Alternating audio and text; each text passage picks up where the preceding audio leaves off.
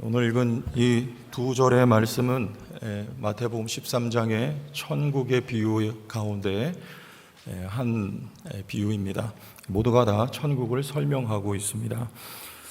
천국이란 하나님의 나라로 바꿔서 우리가 말할 수 있겠고, 또 천국이란 어떤 공간의 개념이 아니라 하나님이 다스리시는 통치 영역을 일컬어 천국이라 이렇게 말을 합니다. 하나님이 나를 다스리면 천국은 여러분 안에 있는 것입니다. 이 천국에 관한 비유를 예수께서 말씀하셨는데, 오늘 본문에는 겨자씨가 떨어진다 그렇게 하고, 이 겨자씨가 자라서 나무가 되고 그 나무에 새가 와서 깃들인다는 비유로 말씀을 하셨습니다. 즉 천국은 작게 시작을 하지만 결국엔 자라서 많은 유익을 자기 백성들에게 준다는 내용으로 이해를 할 수 있습니다. 신약의 말씀은 구약을 배경으로 하고 있는데, 이 본문도 구약 성경을 배경으로 하고 있습니다. 다니엘서 4장을 보면 이와 비슷한 내용 표현들이 나오는데요.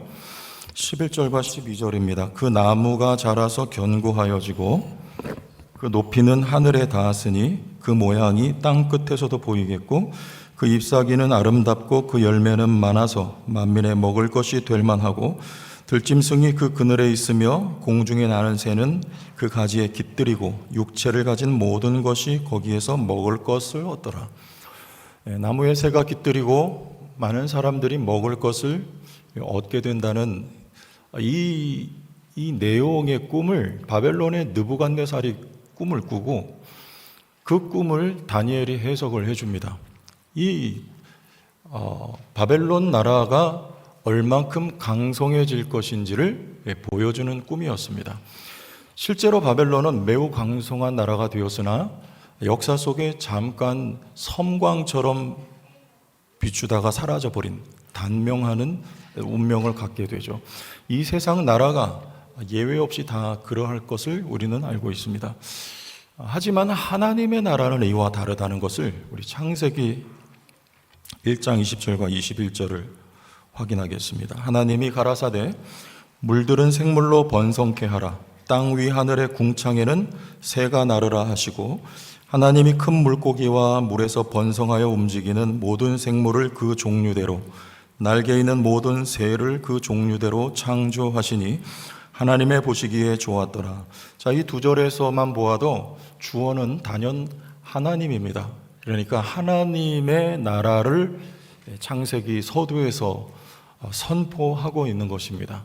하나님이 만물을 창조하시고 그 만물이 하나님께 의지해서 도움을 입어서 생존하는 모습을 이렇게 그리고 있습니다. 이 하나님의 나라는 세상 나라와 달리 영원한 나라이다 하고, 영원토록 자기가 창조한 그 피조 세계의 유익을, 좋은 것을 준다라고 하는 것이 이 하나님 나라의 한 가지 특성이라고 할 수가 있습니다. 여기 하나님이 보시기에 좋았더라 말씀하시는데 무엇이 좋았을까요? 아버지의 마음, 부모의 마음입니다. 자식이 부모에게 뭔가를 요청할 때 부모는 없어서 못 줄지언정 자녀가 의지하고 요구하는 것에 대해서 좋습니다. 부모는 항상 자녀가 떡을 달라 하면 돌을 주지 않고, 생선을 달라 하면 뱀을 주지 않고, 좋은 것을 주는 게 부모요, 우리 하나님 아버지라는 것이죠. 하나님의 나라는 언제나 항상 존재하고, 그리고 항상 우리에게 좋은 것을 주는, 공급해주는 나라의 성격이 바로 하나님의 나라요. 하나님의 나라는 주는 나라입니다. 교회는 하나님의 나라인데 교회는 주는 공동체가 되어야 돼요. 사도행전 말씀에 보면 내 것이라고 선 긋지 않고 모든 것이 주님 것임을 고백하면서 서로 나누고 베푸는 모습을 우리는 볼 수가 있습니다. 이게 바로 천국의 모습이죠. 본문의 겨자씨는 그래서 예수 그리스도를 말합니다. 그 생명이 이 땅에 들어왔고 내 속에 심겨졌어요. 영원한 하나님의 나라가 예수로 말미암아 그의 통치가 내 안에 임했다 그 말이에요. 하나님의 나라는 여러분 속에 있는 줄 믿습니다. 그래서 하나님의 나라는 항상 솟아나요. 목마른 자들아 다 이리 오라. 이곳에 좋은 샘 흐르도다. 이곳이 어디입니까? 내 속에 임한 하나님의 나라. 여기서 좋은 샘이 흐르고 나를 믿는 자는 그 속에서 그 배에서 생수가 흘러나리라 했으니까요. 여러분 속에는 생수가 흘러 넘친다 그 말이에요. 하나님의 나라. 하지만 우리 성도들의 딜레마는 이 하나님의 나라가 잘 보이지 않는다는 것. 좀처럼 실감이 나질 않아요. 교리적으로는 천국이 내 안에 있다 하지만 여러분 그게 느껴지지 않을 때 많이 있습니다. 왜냐하면 오늘 비유에서처럼 천국은 겨자씨와 같이 심겨졌습니다. 여러분 겨자씨는 얼마나 합니까? 손 위에 올려놓으면 실은 저거보다 겨자씨가 더 작아요. 저기 뭔가 이렇게 조금 큰 걸 올려놨는데 저보다 훨씬 작습니다. 그 작은 것이 여러분 보이질 않아요. 돋보기로 들여다봐야 보일 만한 사이즈가 겨자씨예요. 그러니 하나님의 나라가 우리에게 잘 경험이 느껴지지 보여지지가 않는, 그래서 이것을 천국의 은닉성 이렇게 보통 말을 합니다. 왜냐하면 하나님의 나라보다 우리가 마주한 현실이 더 커 보이기 때문에 그래요. 걸리버의 여행기 이야기를 보면 걸리버가 소인국에 던져지죠. 2부 예배 때는 착착 잘 나오네. 우리 아이들 때문에 준비한 거예요. 자, 저기 가면 그 난장이보다 더 작은 그들이 너무 작아요. 나에 비해서. 대상이. 그러나 대인국에 가면 훨씬 큰 사람들을 마주할 때 나는 너무나 작은 존재로 느껴질 수밖에 없습니다. 대상을 주목하는 나의 시선에 따라서 그 외의 것들은 달리 보이는 거예요. 문제가 크게 보이면 문제밖에 안 보입니다. 주님이 크게 보이면 주님밖에는 안 보여요. 문제는 보이지가 않아요. 그러나 우리의 눈에 왜 하나님의 나라가 안 보이고 우리에게 느껴지지 않냐면 항상 현실이 먼저 보이기 때문에 하나님 나라가 잘 경험이 안 된다는 거예요. 마태복음 14장에 보면 물 위로 걸어오시는 예수님을 베드로가 보고 나도 걷게 하옵소서라고 말합니다. 주님이 허락을 하세요. 물 위를 걷다가 바람이 휘몰아칠 때 베드로의 눈에는 주님보다 바람이 더 위협적이고 크게 보였어요. 그때 물속에 빠지는 것이죠. 우리의 눈이 어떤 상황에도 불구하고 주님만을 우리의 바라볼 대상으로 바라본다면 거기서 하나님의 나라와 그의 통치가 우리에게 경험되게 되는 것입니다. 하나님 나라가 잘 보이질 않는다는 거예요. 그럼에도 불구하고 겨자씨와 같이 작게 우리 속에 심겨진 나라지만 중요한 것은 이 나라가 자란다는 거예요. 자란다는 말은 주님의 그 집의 통치 영역이 확장된다는 말이고, 그러기 위해서 우리에게 순종이 필요한 것이고, 순종해야 주님이 다스리시죠. 그러기 위해서 우리에게 믿음이 자란다는 거예요. 하나님의 나라가 우리 속에 규모가 작게 들어왔다는 말이 아니라 그 나라를 대하는 우리의 믿음이 작다 그 말이에요. 그래서 우리의 믿음이 자라요. 이 믿음이 어디서 자라는가? 우리 마태복음 13장 1절에서 23절을 보면 악조건 속에서 자랍니다. 4가지 밭이 나오는데 첫째가 길밭이 나와요. 여기 사단의 시험이 있는 곳이고, 둘째가 돌밭이 나옵니다. 환난과 박해가 있는 세상이고, 세 번째가 가시떨기입니다. 세상의 염려와 재물의 유혹이 있습니다. 그런데 거기에 좋은 밭이 있답니다. 여러분이 악조건 속에서 하나님이 이 악조건의 밭을 갈아엎고 거기에 생명을 심지 않고 그 가운데 심었어요. 그래서 이 밭을 뭐라고 하냐면 좋은 밭이라고 하는 거예요. 우리는 길밭이 있고 돌밭이 있고 가시떨기가 경험되고 있습니다. 그럼에도 불구하고 내가 좋은 밭이라고 성경이 말씀하는 이유는 여기에 이 악조건 속에 예수 그리스도의 생명이 들어왔기 때문이죠. 우리 화단에 있는 밭에 제가 상추를 심을까 생각을 해봤지만 모두가 다 말려서 심지는 않았어요. 만약에 거기 상추를 심으면 여러분 저기 무슨 밭이 됩니까? 상추밭이 돼요. 그러나 지금은 튤립이 심겨져 있습니다. 무슨 밭입니까? 꽃밭이에요. 여러분 속에 예수 그리스도의 생명이 심겨져 있습니다. 믿습니까? 무슨 밭입니까? 좋은 밭이에요. 할렐루야. 하나님이 이 밭들을 갈아엎지 않고 그곳에 그냥 좋은 씨를 심었어요. 거기서 내 믿음이 자라게 하셨습니다. 그래서 하나님의 나라가 확장이 되게 하셔. 우리 속에서부터. 마태복음 13장 24절 30절을 보면 제가 한번 읽어보죠. 마태복음 13장 24절에서 30절입니다. 예수께서 그들 앞에 또 비유를 들어 이르시되 천국은 좋은 씨를 제 밭에 뿌린 사람과 같으니 사람들이 잘 때 그 원수가 와서 곡식 가운데 가라지를 덧뿌리고 갔더니 싹이 나고 결실할 때 가라지도 보이거늘 집주인의 종들이 와서 말하되 주여 밭에 좋은 씨를 뿌리지 아니하였나이까? 그런데 가라지가 어디서 생겼나이까? 주인이 이르되 원수가 이렇게 하였구나. 종들이 말하되 그러면 우리가 가서 이것을 뽑기를 원하시나이까?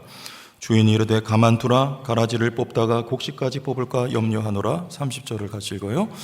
둘 다 추수 때까지.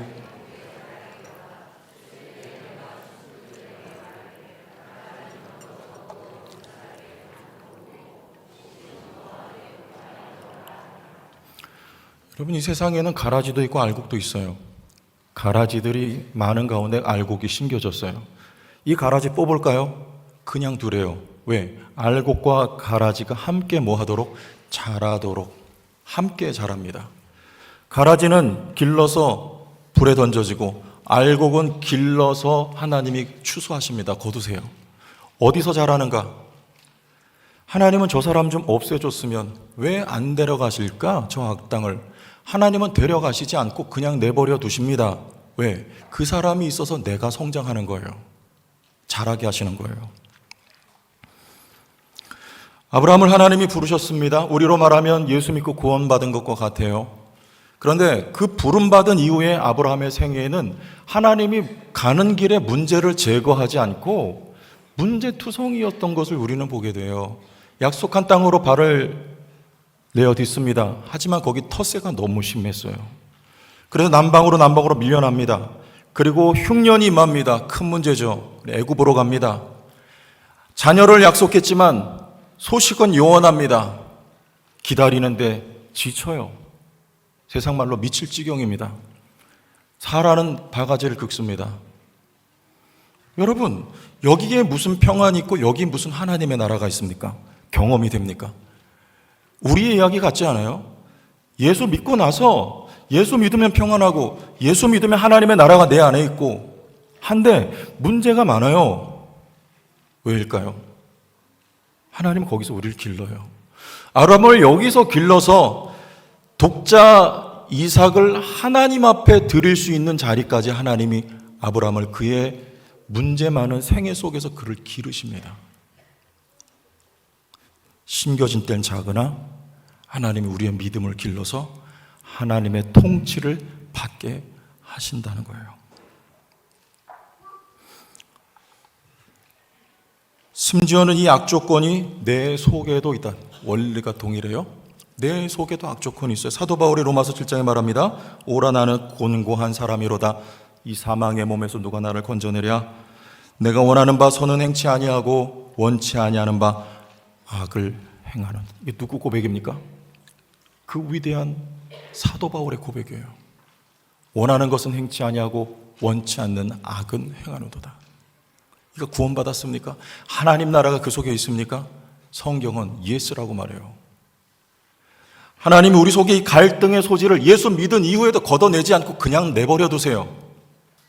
그리고 내가 나를 바라보고 느낄 때는 이상하다. 내가 예수 믿었는데도 불구하고 죄와 사망 권세에서 승리했음에도 불구하고 예수 그리스도의 생명이 내 안에 있음에도 불구하고 왜 여전히 내 마음은 악한 것일까? 왜 내가 이거 절제가 안 되고 통제가 안 될 것인가?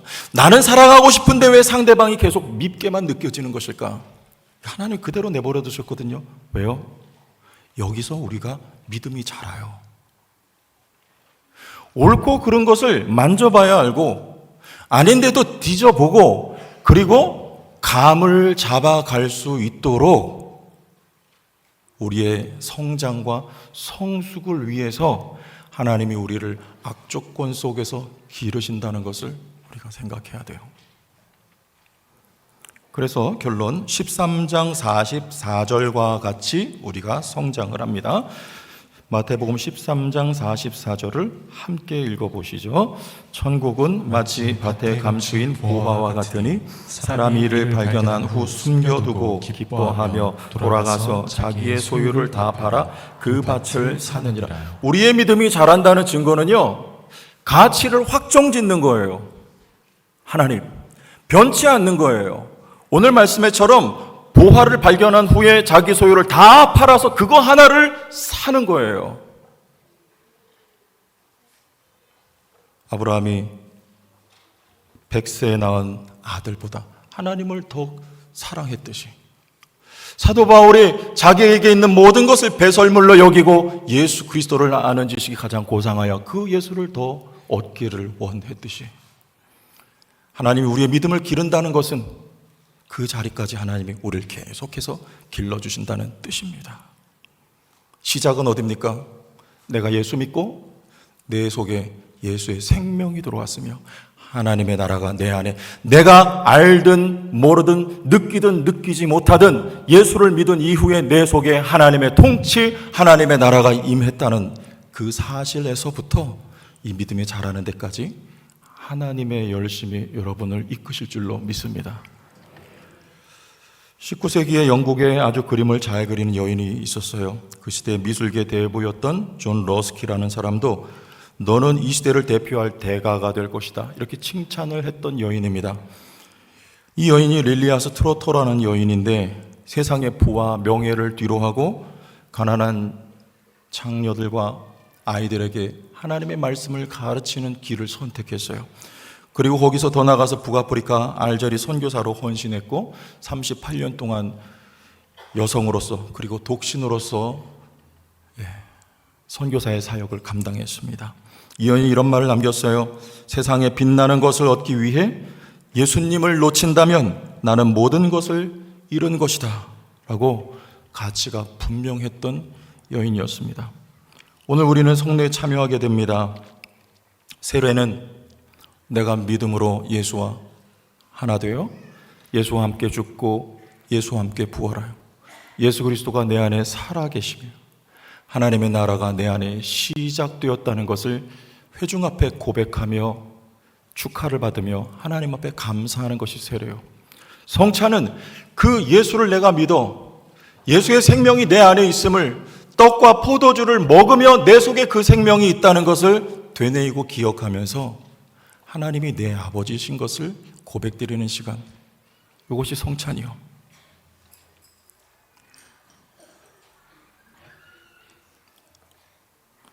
내가 소한 삶의 현실이 척박할지라도 하나님께서 그 가운데서 나를 기르신다는 데 대해서 우리는 안도해야 되고, 더 나아가서 하나님이 내 아버지이시기 때문에 영원하며 최고의 가치가 주 여호와 하나님이신 것을 여러분의 생애와 삶으로 고백하는 은혜가 있기를 예수님의 이름으로 축원합니다.